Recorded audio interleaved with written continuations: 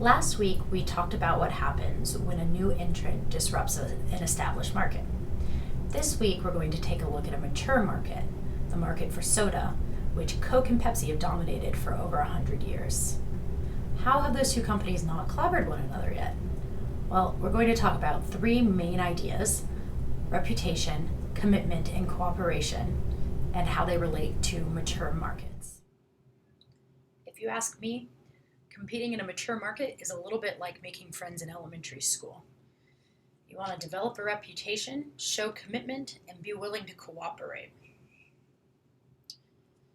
Of course, here when we talk about reputation, it's a bit more like a reputation of being a bully. Reputation is about taking a costly action today, like retaliation, to stop your opponent from doing something in future scenarios that will be costly to you. So the hope around developing a reputation is that you never have to actually retaliate, that your reputation is strong enough that it deters people from entering a market or taking a costly action in the first place. One of the challenges of establishing a reputation, however, is that you have to actually be willing to go through with the punishment that you have developed a reputation for. It's oftentimes something that is costly to you as well as to your rival.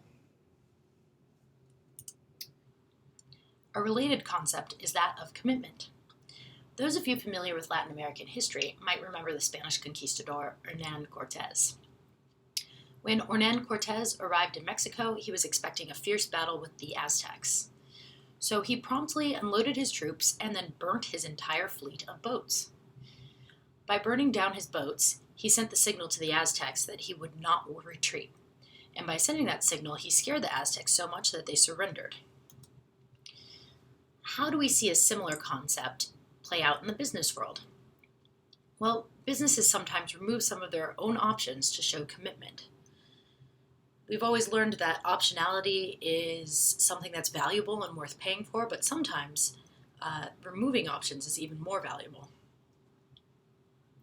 You can remove options to show your rivals that you will or will not expand by building or selling a factory, that you will not exit the market by doubling down on a marketing campaign or something similar to that, or show them that you're willing to oversupply the market if you don't like their pricing policies by upping your production.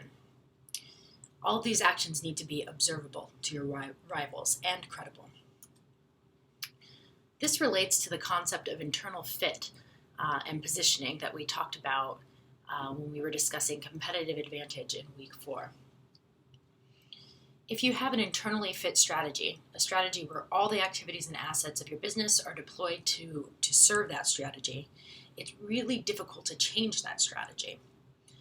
So even if you wanted to exit and find a new market, it's very difficult because you've aligned every single aspect of your business to fit a strategy. So while you pay a cost of commitment to adhere to an internally fit strategy, you also get the strategic benefit of ensuring incumbents that you will fight if attacked and scaring off new competitors. It's just one more reason not to be a fence sitter. So we've talked about developing a reputation for retaliation and showing commitment to a market, but there's a kinder, gentler way to reduce competition in a mature market, and that is cooperation. Cooperation is not always illegal. First, recall the prisoner's dilemma. The natural outcome of the prisoner's dilemma is that both players cheat because they're better off cheating. But now imagine that we repeat the prisoner's dilemma multiple times. Because you know you'll be punished in future periods if you cheat now, your incentives change and you're more likely to cooperate. In real life, we cooperate all the time in situations similar to the prisoner's dilemma, because in real life, we have repeated interactions with our rivals. Cooperation requires long-term interactions between players to work. It is easier with fewer players. Think about OPEC. Although there are long-term interactions between the players in that group, defection often happens because there are so many players. It is also important to set up a credible reward and punishment system.